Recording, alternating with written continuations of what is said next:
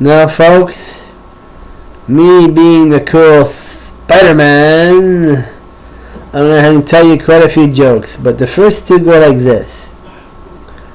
What gas do snails prefer? Shell. What kind of party do prisoners in jail like most of all? A going away party. Now I'm going to tell you quite a few elephant jokes. The first one goes like this. What do you call an elephant with a machine gun? Yes, sir. What can an elephant with a machine gun call you? Anything he likes. What do you call an elephant that's small and pink? A failure.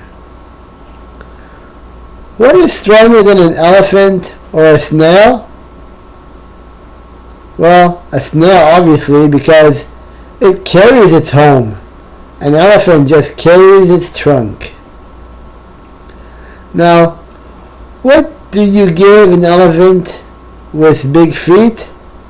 Plenty of room. And what would happen, if an elephant sat in front of you at the movies? You would miss most of the movies. What steps would you take if you were being chased by an elephant? Big ones. And finally, why do elephants have wrinkly ankles? Because their shoes are too tight.